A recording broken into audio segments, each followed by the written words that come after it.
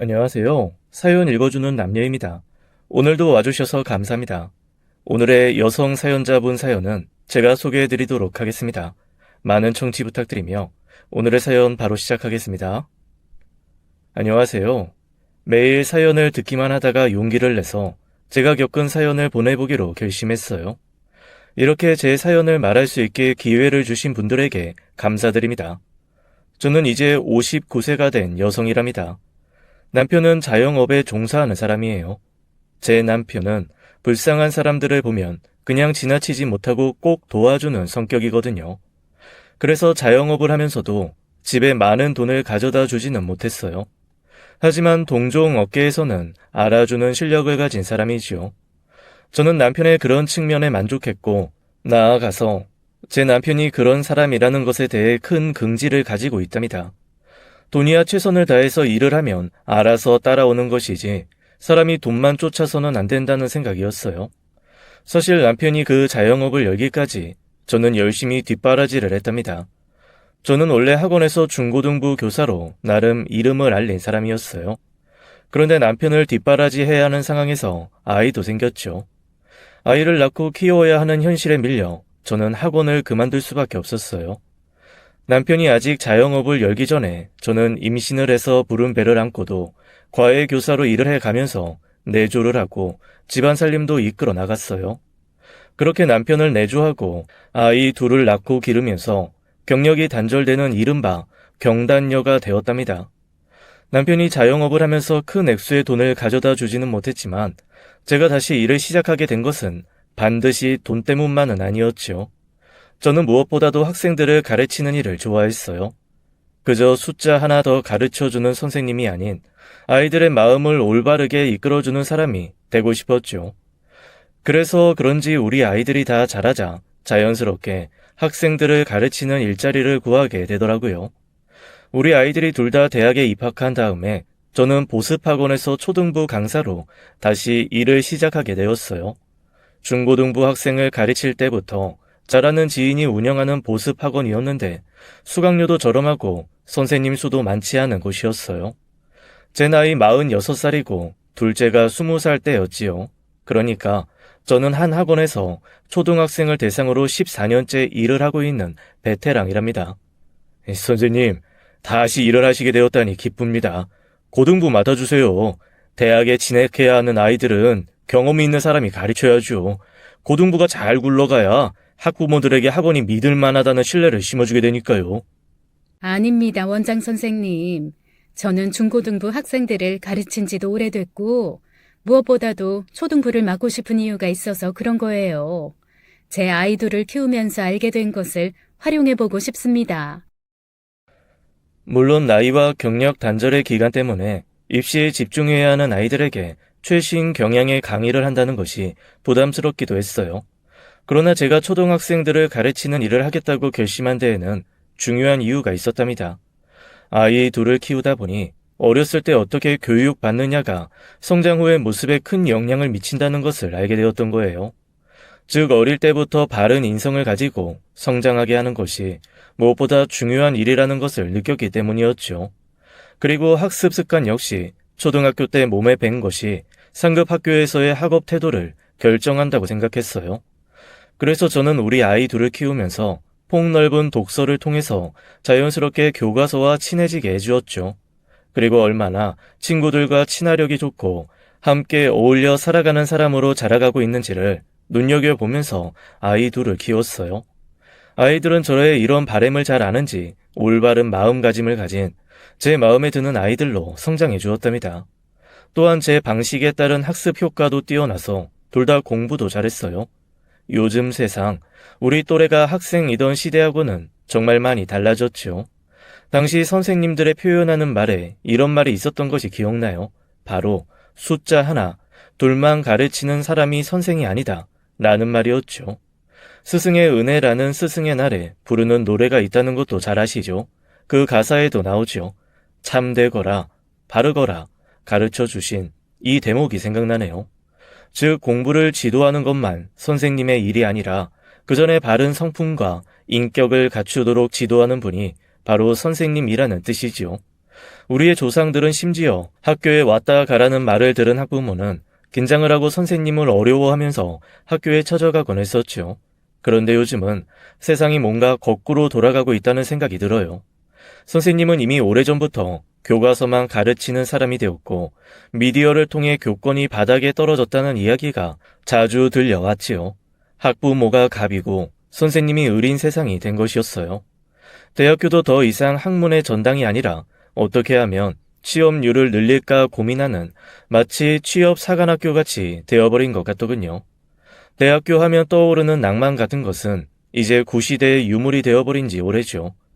학교 선생님이 이런데 하물며 보습학원 선생님이야 어떻겠어요? 그야말로 학부모들에게 꽉 쥐어사는 사람들이라고 해도 과언이 아니죠. 우리나라 학부모들이 가지고 있는 공통적인 생각 하나, 뭔 줄 아세요? 우리 아이는 머리는 좋은데 노력을 안 한다. 바로 이 생각이에요. 거의 예외가 없답니다. 그러니까 한마디로 말해서 머리 좋은 아이니까 노력을 하게 해서 1등을 만들어 달라는 말이죠. 그래서 학부모 상담은 언제나 어렵답니다. 대놓고 당신 아이는 머리 좋은 아이가 아닙니다. 하기도 못하고요. 아무튼 이런 세상에서 보습학원 선생질을 하고 있다는 것이 쉬운 일은 결코 아니었어요. 학부모님들과 마주하는 일은 더 힘들었지요. 요즘 학부모들이 어디 참되거라 바르거라를 가르치는 선생을 원하겠어요? 오직 이 험악한 경쟁사회에서 살아남을 수 있는, 좀 심하게 말하면 자신의 아이들이 공부 잘하는 기계가 되어주기를 바라겠지요. 이런 경향들은 대학 입시를 앞둔 고등학생에게만 국한되는 이야기가 아니랍니다. 아직 철 모르는 초등학생들에게까지도 적용되는 이야기가 되어버렸죠. 저는 아직도 아이들을 또래들과 뛰놀고 어울리면서 함께 살아가는 방법을 배우는 것이 중요한 일이라고 생각하는 선생님이에요. 그러다 보니 가끔은, 아니 자주 젊은 어머니들과의 대화가 막히는 일이 생기더라고요. 아이들은 그렇게 경쟁에서 이겨야 살아남는 정글 같은 세상에서 이미 초등학교 때부터 한국말은 몰라도 영어는 잘해야 한다고 교육받죠. 우리 애 영어 성적이 왜 이렇게 안 올라요? 우리 애는 머리가 아주 좋은 애예요. 그런데 노력을 안 해서 성적이 좋지 않은 것이라고요. 선생님들이 우리 아이에게 노력하도록 지도해 주셔야죠. 1등을 하는 것보다 중요한 게 있습니다. 어머님, 따님은 공부에서는 조금 떨어질지 모르지만 아이들과 잘 어울려서 친구 관계가 넓은 아이예요. 그러다 보니 선생님들이나 친구들이 신뢰하는 정도도 높고요. 좋은 어른으로 성장할 거예요. 아유, 그런 게 다 무슨 소용이에요. 친구 관계 넓어봤자 같이 놀 생각이나 하지. 공부하겠어요? 그건 정말 좋은 게 아니라 문제거리네요.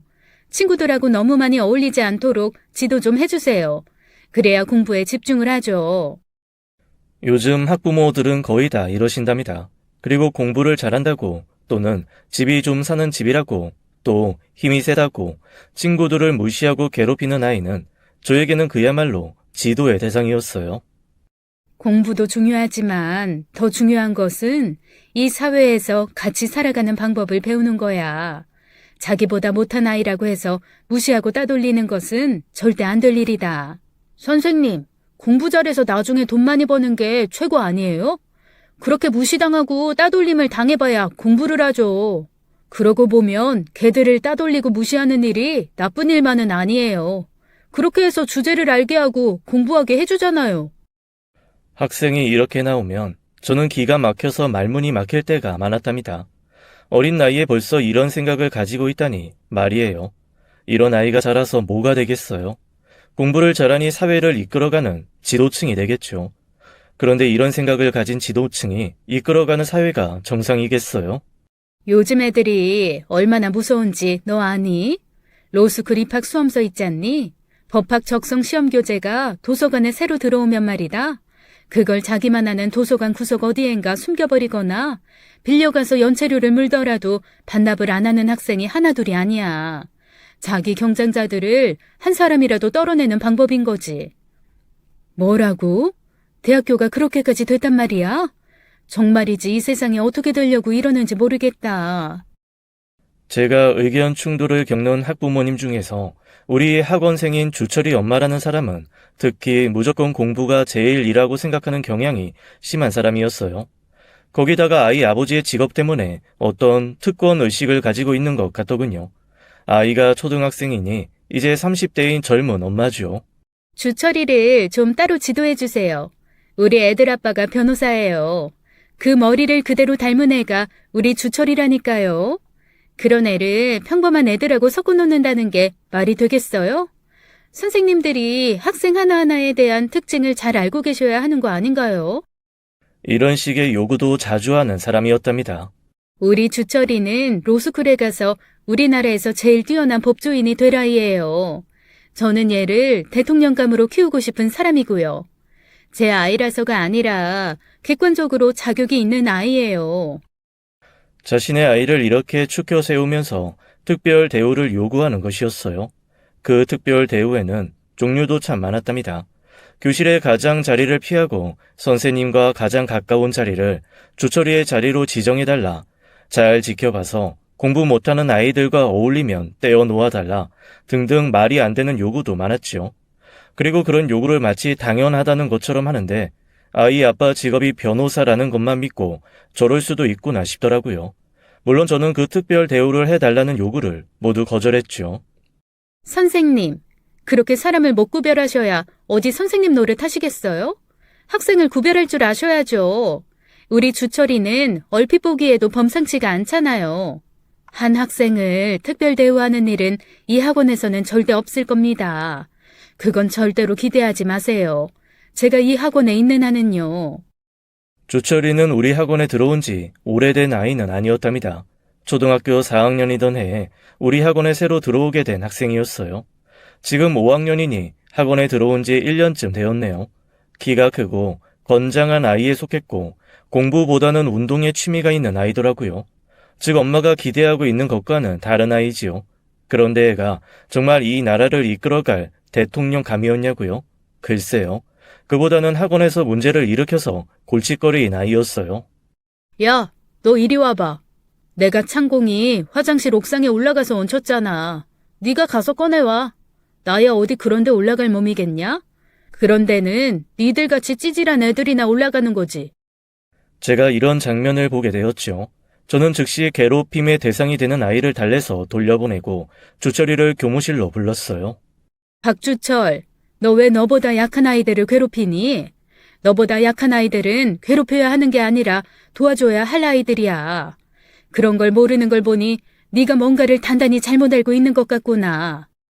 눈물이 찔끔 나도록 호되게 야단을 쳤지요. 선생님이라는 사람이 엄하게 야단을 치니까 일단은 안 그러겠다고 하더라고요.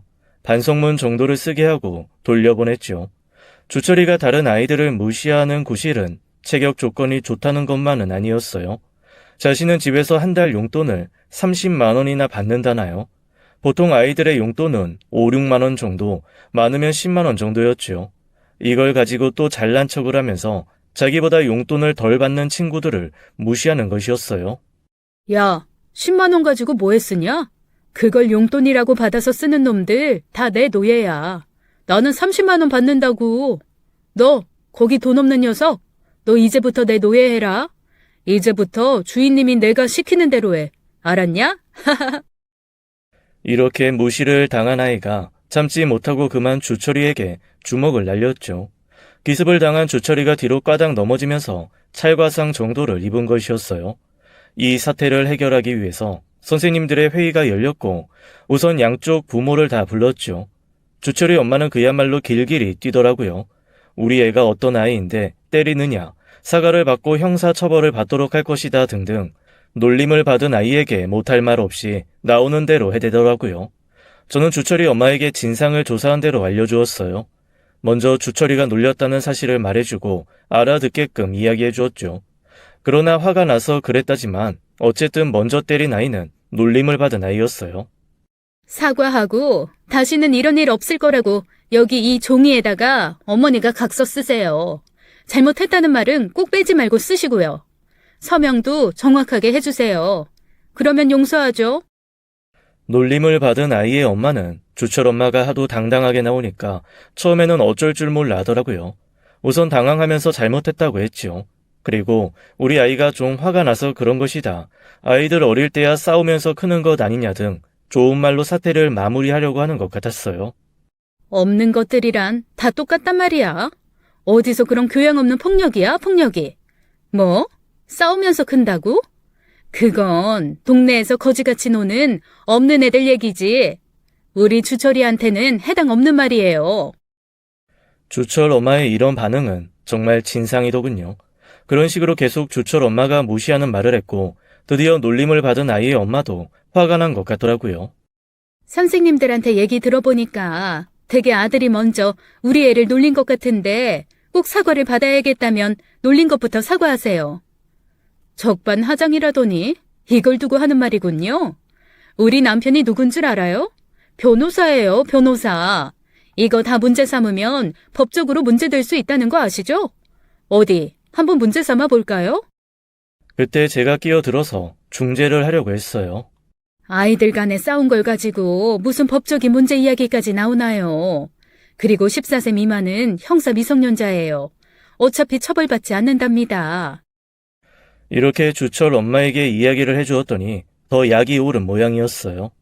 우리 남편이 변호사라고 몇 번을 얘기했어요. 선생님이 뭔데 법적인 문제에 대해서 어쩌고 저쩌고 하냐고요. 법에 대해서 알면 내가 더 알지 선생님이 더 알겠어요? 참나 기가 막혀서. 저의 중재에 대해서 주철이 엄마는 콧방귀까지 뀌어가면서 무시하더라고요. 그리고 놀림을 당한 아이와 엄마에게 앞으로 학교 생활 망치고 싶으면 알아서 행동 잘하라고 협박을 하는 것이었어요. 상대방 엄마는 자기 아이에게 정말로 위해를 가할 수 있겠다고 생각했는지 먼저 때린 것에 대해 사과하고 물러났지요. 그리고 나서 원장실에 와서는 우리 애가 때린 것은 잘못했지만 바로 저렇게 친구들을 괴롭히는 아이를 내보내야 하는 것 아니냐며 따지고 돌아갔어요. 그 아이가 그렇게 다른 학우들을 괴롭히고 다닐 때까지 원장님과 선생님들은 뭘 하셨느냐고 하면서 말이에요. 원장 선생님은 길게 한숨을 내쉬면서 제게 이런저런 하소연을 하더라고요. 이미 말씀드렸지만 학원장님은 제가 잘 아는 지인인데다가 저는 이 학원에서 오래 가르친 베테랑이었어요. 아마 하소연을 할 사람으로 제가 가장 적당한 사람이었겠지요. 그런 식으로 이 사건은 일단락이 되었어요. 그래도 주철이가 아이들을 괴롭힌다는 이야기가 사라지지 않더라고요. 몇 번 더 불러 야단을 쳤어요. 그런데도 여전히 돈과 체격 조건의 힘을 믿고 친구들을 괴롭히는 것 같았죠. 이렇게 학원이 주철이와 주철이 엄마 때문에 어수선한 가운데 또 사건이 하나 발생했어요.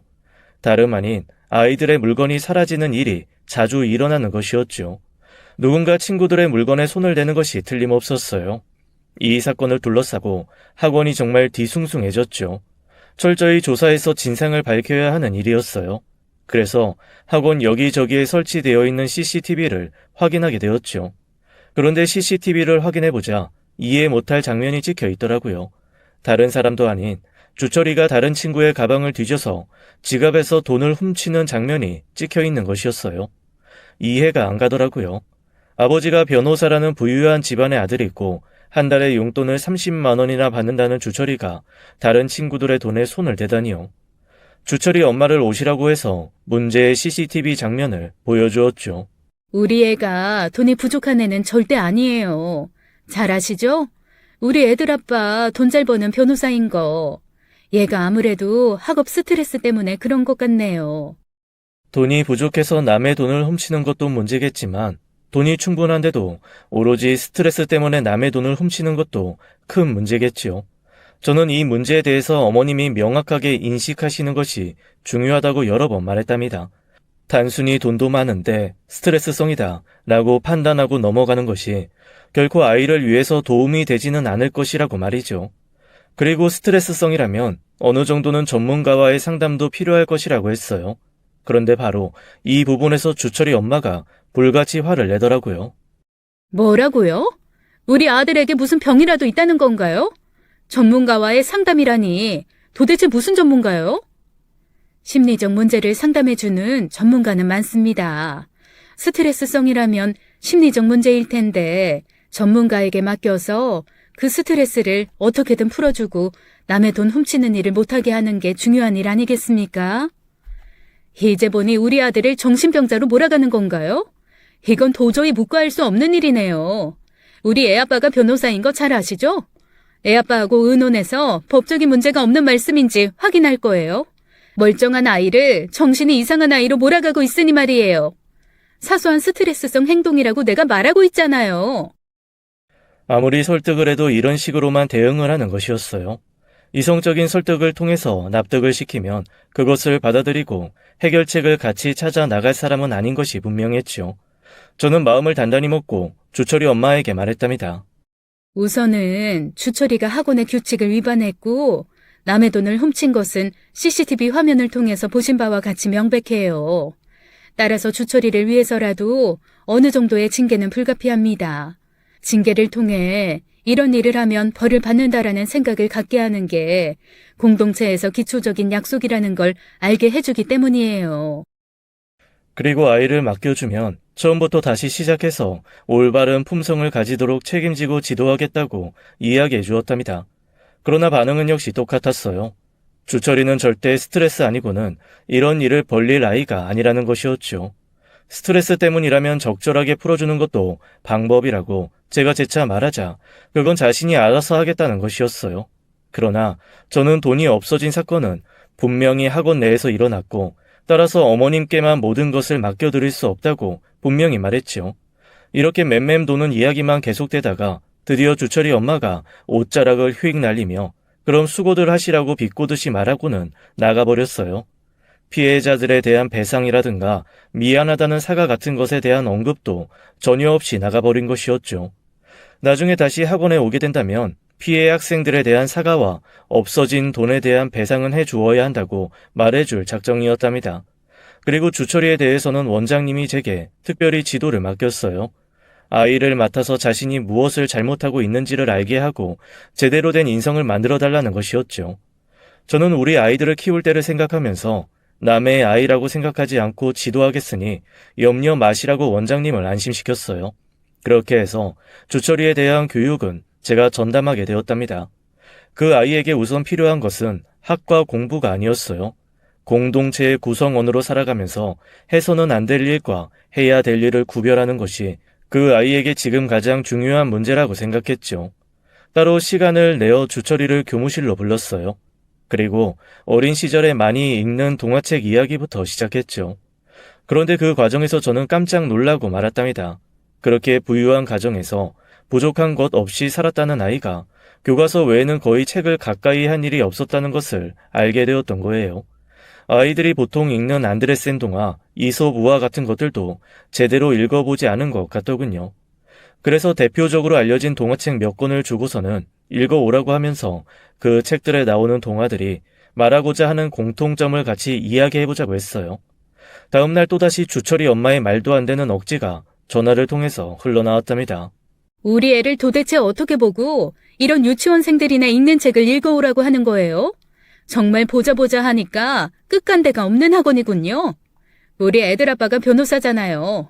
애들 아빠하고 의논해서 이것도 대응 방법 강구할 거예요.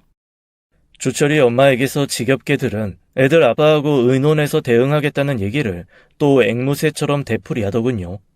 그 집 애들 아빠는 무슨 슈퍼맨인가 봐요. 아니면 우리가 어릴 때 보았던 어디선가 누군가에게 무슨 일이 생기면 틀림없이 나타나는 짱가 같은 존재던지요. 아버님도 저와 주철이가 만나서 상담을 할 때 같이 나와주시면 더 좋습니다. 어머님도 같이 오세요. 환영합니다. 정말로 이 선생님이 별 이상한 요구를 다 하고 있네. 우리 애아빠 변호사예요. 의뢰받은 사건만으로도 정신없이 바쁜 사람이라고요. 그런 사람을 학원에까지 오라니 정말 대책 없는 선생님이군요. 학부모 상담할 때 어머님 말고 아버님도 같이 오십사는 것은 흔한 일인데 그 흔한 일에 주철이 엄마가 또 펄쩍 뛰는 것이었죠. 저는 그래도 주철이를 포기할 생각이 들지 않았답니다. 어떻게든 바른 마음가짐을 가진 아이로 성장하게끔 해야겠다고 더욱 굳게 결심하게 되었죠. 왜냐하면 부모가 인성교육의 중요성에 대해 인식하지 못하고 있기 때문이었어요. 주철아, 선생님이 준 책은 읽어봤니? 어떻든 재미있든 대부분 네 나이 되기 전에 읽는 것들이지만 어른들에게도 가르쳐주는 내용이 많은 책들이란다. 주철이는 대충 읽어보았노라고 성의 없이 대답하더군요. 그래서 그 동화들이 말하는 공통점이 무엇인지 얘기해보라고 했어요. 그랬더니 다 다른 동화들인데 무슨 공통점이 있냐고 대꾸하더라고요. 저는 그래도 감정을 표현하지 않고 아이를 다독이며 다시 한번 읽어오라고 했어요. 그냥 대충 페이지는 넘겨봤어요. 아주 재미없지는 않더라고요. 근데 선생님, 저 이제 곧 중학교 가요. 이런 책 읽으면서 낭비할 시간 없다고요. 주철아, 선생님이 준 책이 아니더라도 백설공주 이야기 정도는 알고 있지? 선생님이 준 책과 백설공주 이야기에는 공통점이 있단다. 백설공주에서 나쁜 사람이 누구지? 그건 백설공주 계모죠. 그걸 누가 몰라요? 그럼 백설공주의 계모는 나중에 어떻게 되지? 그리고 백설공주는 어떻게 되고, 그리고 내가 준 책들에서도 나쁜 사람들과 좋은 사람들이 어떻게 되는지 말해보렴. 주철이는 망설임 없이 백설공주의 계모가 나쁜 사람이라고 대답하더군요. 저는 그때를 놓치지 않고 그러면 선생님이 읽어보라고 준 책들에서 나쁜 사람들이 어떻게 되는지 그리고 좋은 사람들이 어떻게 되는지 말해보라고 했어요. 이렇게 천천히 이야기를 유도해가자 주철이에게서 제가 원하던 답이 나오더라고요. 나쁜 사람들은 벌을 받죠. 좋은 사람들은 나쁜 사람들이 괴롭히는 일에서 벗어나면서 상을 받고요. 백설공주 이야기도 그런 얘기잖아요. 저는 책을 제대로 읽어왔다고 칭찬을 아끼지 않고 해주었죠. 친구들을 괴롭히고 친구들의 돈을 훔치는 아이지만 아이는 역시 아이더군요. 크게 칭찬해주자 약간 기뻐하는 모습을 보이더라고요. 저는 이런 방식으로 조금씩 아이의 인성교육을 시켜가려고 했었답니다. 사연을 들으시는 여러분, 주철이 엄마가 어떻게 나올지는 예상이 되시죠? 전혀 예상에서 비껴나가지 않았답니다. 이번에는 전화도 아니고 학원으로 찾아왔더군요. 이 학원 도대체 뭐 하는 학원이에요? 가르치라는 공부는 안 가르치고 곧 중학교에 갈 아이한테 꼬맹이들 읽는 책이나 읽히고 있으니 말이에요. 애가 벌써 세뇌가 됐는지 그 책들을 만지작거리고 있다고요. 이렇게 해서 그 머리 좋은 애를 망가뜨리려고 하시는 거예요? 그리고 주철이의 전담 교사인 저에게 정면으로 항의를 하더군요. 선생님, 분명히 말씀드리지만 우리 주철이 로스쿨에 가서 법조인 되고 그래서 대통령으로 키우려는 아이예요. 그런 애한테 무슨 되도 않는 인성이니 뭐니 하면서 이미 죽은 성인군자 같은 말만 되풀이하고 있다는 건 말도 안 되죠. 학습 지도나 똑바로 하세요. 주제 넘는 것도 정도껏 할 일이지. 원참. 주철이 엄마는 저를 아주 안 입고 온 눈으로 쳐다보면서 여전히 로스쿨이니 대통령이니 하는 이야기를 끄집어내고 있었어요. 아이는 약간의 변화를 보이고 있었지만 엄마는 요지부동이었죠. 그런데 주철이가 그 이후 저와 상담 시간에 나타나지 않는 것이었어요. 그런데 어쨌든 수업 시간에는 들어오더라고요. 쉬는 시간에 아이에게 물었죠. 아이의 말인즉 이런 책들은 전부 엄마가 알아서 처리할 테니 너는 공부나 하라고 했다는 것이었어요. 그러면서 제가 읽어보라고 준 책들을 모두 안 보이는 곳에 치웠다고 하더군요. 그래서 주철이에게 책을 안 읽고도 선생님하고 이야기할 수 있으니 상담 시간에 오라고 말해 주었어요. 주철이 왈 엄마에게 혼난다는 것이었죠. 다시는 저와의 상담 시간에 가지 말라고 했다는 것이었어요. 그리고 수업 시간에나 가서 공부만 열심히 하라고 했다죠. 그 이후 주철이 엄마의 본격적인 작업이 시작되었어요. 원장 선생님에게 바로 찾아가서 저에 대해서 항의를 했더군요. 교사가 본업인 공부나 가르치지 않고 쓸데없는 책을 읽히면서 시간을 낭비하게 했다는 것이었어요. 원장 선생님이 주철이 엄마를 간신히 달래서 돌려보냈다고 하더군요. 그리고 그 일을 시작으로 해서 저에 대해 사사건건 시비를 걸기 시작했죠. 우선 주철이 성적이 떨어졌다. 저한테 배운 어떤 다른 아이도 성적이 떨어졌다더라 하는 이야기를 여기저기 퍼뜨리고 다니는 것이었어요. 그리고 또 다른 일 한 가지는 주철이 엄마에게 좋은 시비거리가 되었죠. 우리 학원에는 학원 모의고사에서도 1등을 하고 학교에서도 공부 잘하는 학생으로 알려져 있는 현준이라는 아이가 있었어요. 그 아이는 정말로 머리가 좋은 아이였지요. 수재급에 속하는 아이였어요. 어머님, 현준이는 타고난 머리가 아주 좋은데다가 다른 학생들에 비해서 스스로 노력하는 측면도 큽니다. 제 생각으로는 공부 쪽으로 일찍 길을 잡게 하는 게 좋을 것 같아요. 대학을 나오고 나서 대학원 박사과정까지 밟게 해서 교수님을 만드는 게 적당한 아이입니다. 현준이의 엄마는 오히려 겸손해하더라고요. 과연 현준이가 그렇게 될 수 있는 그릇이나 될까요? 라면서요. 그리고는 집안이 가난해서 나는 여운을 남기더라고요. 저는 얼마든지 장학금을 받을 기회가 있으며 국가에서도 지원하는 제도가 많이 있다고 이야기해 주었어요. 현준이 엄마는 그런 방향으로 이끌어 가도록 노력하겠다고 하면서 돌아갔죠. 이걸 가지고 또 주철 엄마가 시비를 걸고 나온 것이었어요. 현준이 어머니와 저 사이에 오간 대화의 내용을 교무실 문 밖에서 주철 엄마가 엿들었나 봐요. 그리고 그것을 학생 차별이라고 방방곡곡에 선전해 댔던 것 같더군요. 현준이에 대해서는 좋은 점만 이야기하고 다른 학생에 대해서는 나쁜 점만 지적하는 전형적인 학생 차별 교사라고 말하고 다녔다지요. 어찌나 여기저기 떠들었는지 다른 학원의 선생님들이 저에 대해서 이런 소문이 돌고 있다고 제게 전해 주더라니까요. 그렇게 학생을 차별하는 선생은 그냥 잘라버려야 한다는 이야기도 쉽게 했다지요. 또한 요즘 세상에 그런 식으로 학생을 지도하는 선생이라니 말도 안 된다고 했다더군요. 그래서 더 빨리 잘라야 한다고 말이에요. 그리고 드디어는 원장 선생님에게 찾아가서 단도직입적으로 자신이 원하는 핵심을 이야기했던 모양이더군요. 선생님, 주철이 엄마가 저한테 대놓고 선생님을 내보내라고 하더군요. 그래서 내가 분명하게 대답을 했습니다. 학부모님께서 교사의 채용과 해고에 대해서 참견하실 수 없는 일이라고요. 선생님은 이 학원에서 오래 강의하시면서 평판도 좋은 분이라고 설명했어요. 절대 내보낼 수 없다고 못 박아 말했으니 뭔가 느끼는 것이 있겠죠. 저는 원장 선생님에게까지 찾아가서 저를 내보내라고 말했다는 이야기를 듣고 곰곰이 생각을 해보았어요. 그렇게 씩씩거릴 정도로 학원과 선생이 마음에 안 든다면서, 그리고 돈도 많다면서 왜 이렇게 학원비가 저렴한 학원에 계속 보내는지 이해를 못하겠더라고요. 그야말로 쪽집게식으로 성적 올리는 강의를 한다는 비싼 학원들이 널렸는데 말이에요. 그렇지만 어쨌든 저는 저대로 어떻게 하면 주철이를 상담에 오게 할 수 있을까를 고민했어요.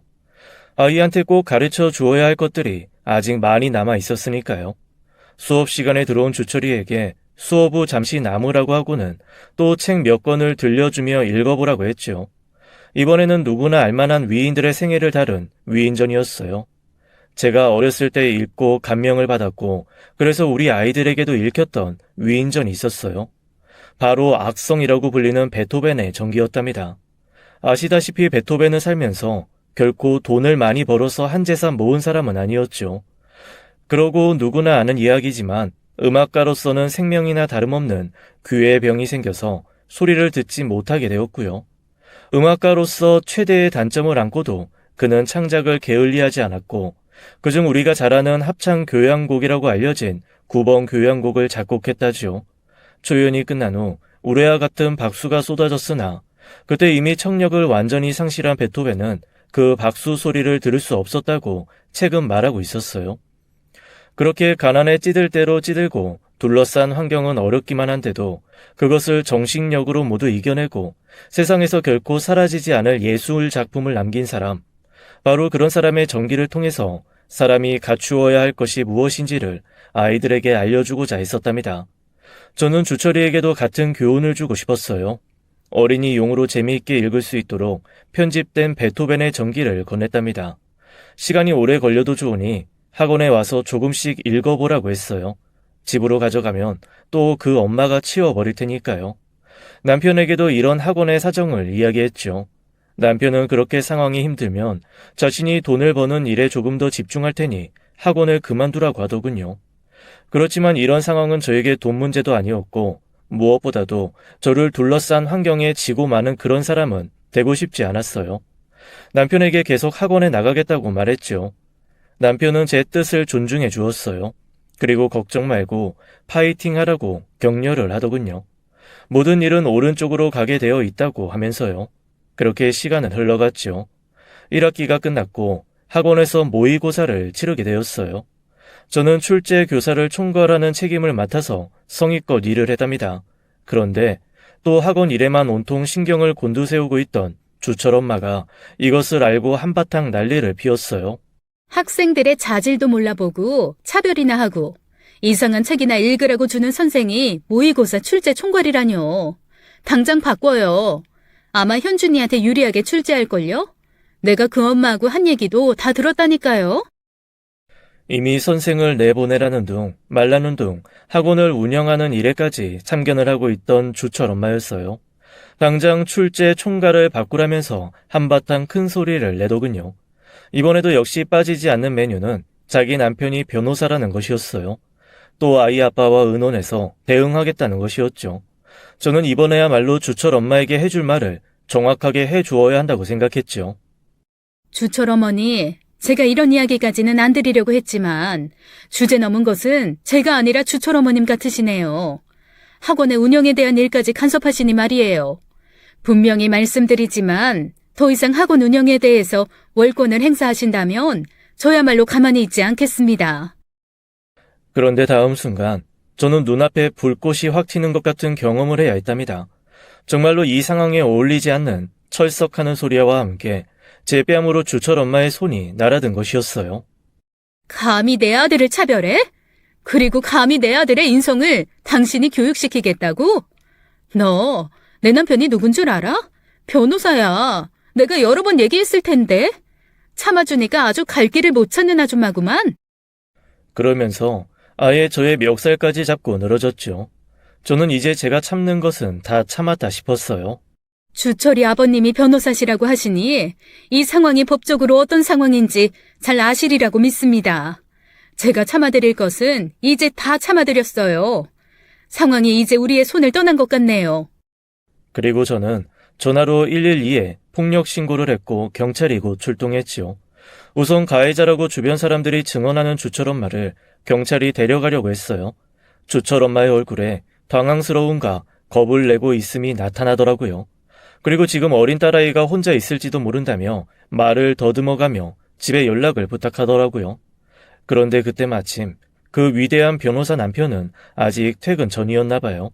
주철이의 외할머니, 즉 주철이의 엄마의 친모가 되시는 분이 전화를 받았고 상황 이야기를 들으시고는 학원으로 달려왔죠. 저는 저대로 남편에게 전화를 걸었어요. 제가 당한 일을 침착하게 전화로 전달하고 학원으로 와달라고 했죠.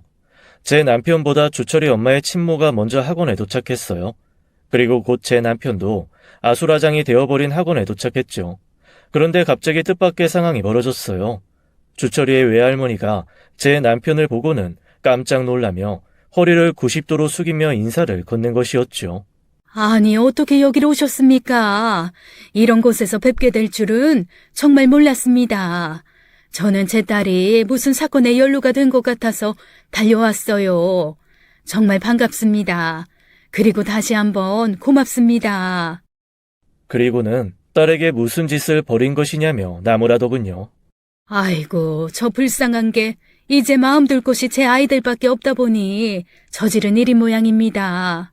그저 자식 잘 되기를 바라는 마음에서 그랬다고 생각하시고 선처해 주세요. 그리고는 제게도 사과를 하시더라고요. 사모님, 우리 애가 사모님을 몰라 뵙고 엉뚱한 짓을 저지른 것 같네요. 저 애가 제 남편하고 사별하고 나서부터 아이들에 대한 집착이 심해요. 그저 불쌍하다고 생각해 주세요. 사별이라니요. 주철이 아빠가 이미 이 세상 사람이 아니라는 거였죠. 주철이 엄마는 어쨌든 경찰에 연행되어 갔고 저도 피해자 진술을 해야 하기 때문에 경찰에 같이 가야 한다고 하더군요. 그래서 저도 경찰차에 타고 경찰서로 갔어요. 경찰서에 도착해서 경찰관이 권하는 자판기 커피 한 잔을 받아 마시고 나니 정신이 좀 들면서 아까 주철이 엄마의 친모가 한 말을 생각하게 되더군요. 살아있지도 않은 사람을 백으로 해서 지금까지 다른 사람들에게 권력을 휘둘러 왔다는 셈이 되는 것이었어요. 세상에 이런 일이 다 있을 수 있는 건가요? 원장 선생님도 택시를 타고 경찰서로 한달음에 달려왔지요. 그리고 남편과 오랜만이라며 악수를 먼저 나누었어요. 원장 선생님이 제 오랜 지인이라고 말씀드렸죠. 그래서 남편과도 잘 아는 사이였답니다. 내가 이야기해 주었던 적이 있었던 것 같은데 폭력은 반의사 불벌죄야. 피해자가 처벌을 원하지 않으면 처벌할 수 없게 되는 것이야. 당신이 알아서 판단하겠지만 내 생각으론 합의해 주는 게 좋을 것 같아. 그리고 이어서 남편이 말했어요. 가해자 어머니 된다는 분 말이야. 의류 가게를 오래 하시던 분인데 가게에 있던 건물의 건물주가 나쁜 마음을 먹고 전세금을 교묘하게 빼돌린 모양이더라고. 피해자가 한둘이 아니었지. 전세금 말고는 큰 재산도 없는 사람들이 대부분이라서 내가 무료로 소송을 맡아서 해드렸었어. 남편이 제게 주철 엄마의 친모와의 인연을 이야기해 주었어요. 학원장 선생님이야 제 남편이 무슨 일을 하는 사람인지 진작 알았지만 다른 선생님들께는 알리지 말아달라고 했었죠. 우선은 남편이 변호사라면서 왜 이렇게 작은 보습학원에 나와서 일을 하나 하는 것을 해명하고 싶지 않았기 때문이었어요. 남편이 사법시험에 합격하고 나서 사법연수원 수료를 마칠 때까지 제가 남편 뒷바라지를 했었답니다. 그런데 남편은 변호사 사무실을 열고도 다른 사람들이 상상하는 큰 액수의 돈을 벌지는 못했어요. 사연을 처음 소개하면서 말씀드렸다시피 남편은 불쌍한 사람을 보면 그냥 지나치지 못하는 성격이랍니다. 억울한 일을 당하고도 소송을 도와줄 변호사 비용을 마련하지 못하는 사람들을 위해 남편은 기꺼이 무료 변론을 맡곤 했죠. 법률 봉사가 필요한 곳이라면 어디든지 달려간답니다. 그리고 변호사의 승소율이라는 것이 그 실력을 말해준다죠. 남편의 승소율은 90%가 넘는 실력이 충충한 변호사였답니다. 이런 일을 동료 교수들에게 이야기하기가 좀 못했어요. 변호사 남편을 두고 왜 보습학원에 나와서 일을 하냐는 것을 설명해 주려면 남편이 노블리스 오블리제를 실천하는 사람이라고 자랑을 하는 것으로 비춰질 수 있었기 때문이었죠. 노블리스 오블리제 잘 아시죠? 사회 지도층이 공동체에 필요한 일에 대하여 대가를 바라지 않고 순수하게 자신이 가진 재능이나 재산으로 의무를 실천해 주는 것 말이에요. 원장 선생님은 저를 잘 이해해 주었어요. 비밀을 잘 지켜주었죠. 피해자 진술을 받은 후에 피해자 조서를 꾸몄어요. 다른 방에서는 주철이 엄마가 가해자로 조서를 받고 있었죠. 경찰이 처벌을 원한하고 묻더군요. 폭력은 남편이 말한 대로 반의사 불벌죄라고 해서 피해자가 처벌을 원하지 않으면 처벌할 수 없는 범죄랍니다. 그래서 폭력에는 항상 합의라는 말이 따라다니죠. 그 합의라는 말은 즉 처벌을 원하지 않는다라는 의사를 표현해달라는 것이랍니다. 주철이 외할머니는 제게 와서 제발 딸이 벌을 받지 않도록 해달라고 사정했어요. 저 역시 이 정도면 충분히 주철이 엄마에게 경고가 됐을 것이라고 생각했죠. 그래서 처벌을 원하지 않는다고 진술했답니다. 무엇보다 주철이 엄마의 처지가 너무 안 됐다는 생각이 들었어요. 촉망받는 젊은 변호사였던 남편을 하루아침에 잃고는 주철이 외할머니 말씀대로 아이들에게 심하게 집착을 했던 것 같더라고요. 사고였다고 했어요. 그러면서 살아있지도 않은 사람을 산 사람처럼 남편이 변호사라고 말끝마다 덧붙였던 것이었죠. 일종의 자기 방어라고 해야 할까요? 자신과 아이들을 남기고 떠난 남편에 대한 그리움의 발로였다고 해야 할까요? 남편이 일찍 세상을 떠난 후 주철이 엄마가 친정의 도움으로 살아왔다는 것도 알게 되었어요. 주철이 엄마에 대한 감정이 미움에서 안쓰러움으로 바뀌게 되었죠.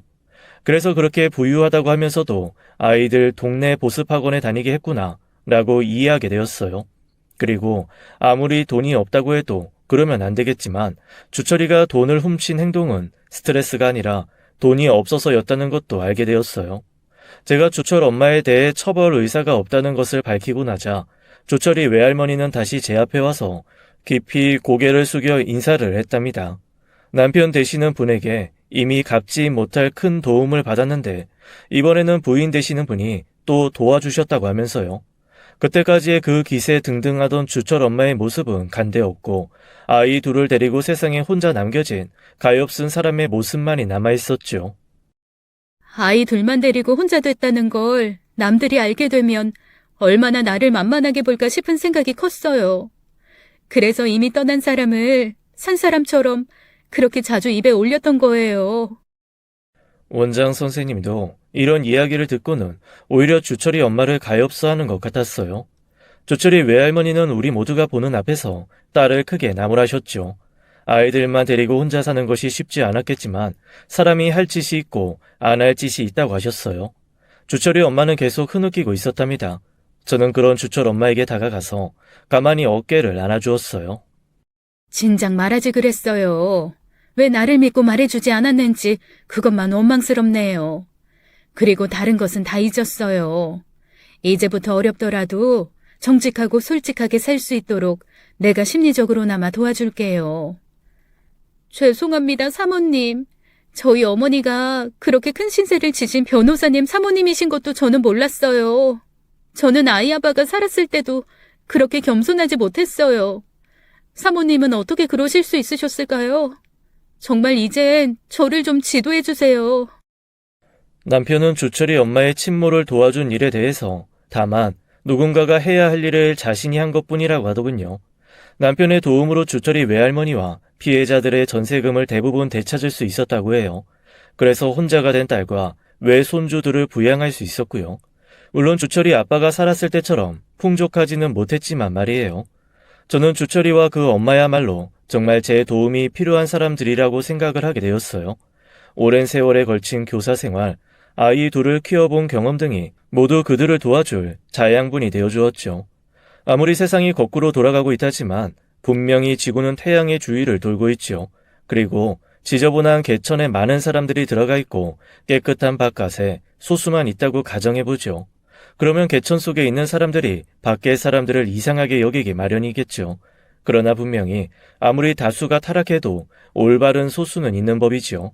남편이 말하던 일은 올바른 방향으로 가게 되어 있다는 말이 기억났어요. 사필귀정이란 말이 바로 그런 말이죠. 선생님과 학부모가 입장이 뒤바뀐 세상, 그 세상에도 올바른 입장을 가지고 살아가는 사람들이 분명히 있을 것이었어요. 저는 이제 제가 전담해서 지도해야 할 학생 둘을 가진 교사가 되었답니다. 더 바빠졌죠. 그렇지만 마음은 몇 배로 기뻤어요. 주철 엄마를 그 지저분한 개천에서 건져낼 수 있었으니까요. 주철 엄마와 주철이 모두에 대해서 심층 상담을 진행하고 있답니다. 우선 아이 엄마에게 남편을 떠나고 없지만 좋으신 부모님과 든든한 아이들이 둘이나 있다는 사실을 각인시키고 있어요. 선생님 말씀이 맞아요. 우리 부모님 정말 제게 모든 것을 다 주신 분들이에요. 그리고 우리 애들 세상에 그 무엇과도 바꿀 수 없는 보물이에요. 제가 이런 것 말고 또 무엇을 바랬던 걸까요? 그러면서 자신은 세상이 올바로 돌아갈 것이라는 진리를 믿지 못했고 오히려 나쁜 길을 택하면서 세상을 속였다는 것을 진심으로 후회했어요. 저는 그런 주철이 엄마에게 말해주었죠. 세상 사람들을 속이는 사람들은 많답니다. 하지만 세상 사람들을 속이는 것보다 더 나쁘고 위험한 일이 있어요. 바로 자기 자신을 속이는 거죠. 자꾸 현실을 부정하다 보면 어느 순간에 자신이 한 거짓말도 정말로 믿어버리게 되는 순간이 오는 거예요. 주철이 엄마는 이런 저의 지도를 잘 받아들여 주었어요. 그리고 또 한 가지 중요한 문제가 있었죠. 약한 아이들을 괴롭히고 남의 물건에 손을 댄 주철이 그 아이를 바로 잡아 주어야 하는 일이었죠. 주철이 엄마는 자신은 엄마의 자격도 없는 사람이라고 자책했어요. 저와 함께 아이를 올바로 이끌어가는 것만이 그 자책감을 해소해 줄 수 있는 길이었겠죠. 그래서 저는 주철이를 교육시키는 일에 주철이 엄마와 꼭 상의를 했어요. 우선 주철이에게 읽히고 싶은 책들을 주철이 엄마와 의논해서 정성껏 골랐죠. 그리고 주철이 엄마는 이제 학원에서 아들에 대한 특별 대우를 요구하면서 갑질을 하는 엄마가 아니라 아들의 잠자리 머리맡에서 책을 읽어주는 엄마가 되었답니다. 엄마가 달라지자 주철이가 달라지는 속도는 그야말로 정광석과 같았죠. 하루가 다르게 아이가 안정되고 마음이 누그러지는 것이 보였어요. 그리고 시간이 좀 더 흐른 후 주철이는 자신이 괴롭혔던 아이들을 일일이 찾아다니면서 사과하는 모습을 보였어요. 친구들은 물론 주철이를 용서했지요. 남보다 키가 크고 건장한 주철이, 그 우월한 신체적 조건이 이제 약한 친구를 보호하는 데 쓰이고 있었답니다. 자신이 찬 공을 올라가서 집어오라고 하는 것이 아니라 아이들이 찬 공이 높은 곳에 얹히면 큰 키를 이용하여 그것을 꺼내주는 그런 학생이 되어 있었던 거예요. 주철이 엄마는 아이가 그렇게 변화되어 가는 것에 공을 모두 제게 돌렸지만 저는 그 주인공이 제가 아니라 주철이 엄마라는 것을 잘 알고 있답니다. 엄마가 변한 것이 주철이를 변하게 만든 가장 큰 원인이기 때문이죠. 그렇게 저는 주철이 엄마와 진심으로 화해를 한 셈이 되었어요. 그리고 주철 엄마와 제가 마음을 나누는 사이가 되면서 우리 아이들에게도 어린 두 동생이 생겼죠. 우리 아이들은 새로 생긴 두 동생에게 공부도 가르쳐주고 좋은 책도 읽어주는 형, 누나 노릇을 톡톡히 해주고 있답니다. 이곳에 듣는 많은 사연이 해피엔딩으로 끝나더군요. 제 사연도 이렇게 해피엔딩이랍니다. 사연 들어주셔서 감사합니다. 지금까지 사연 읽어주는 남녀였습니다. 끝까지 함께 해주신 여러분 감사드리며 저희는 다음 사연으로 돌아올게요. 감사합니다.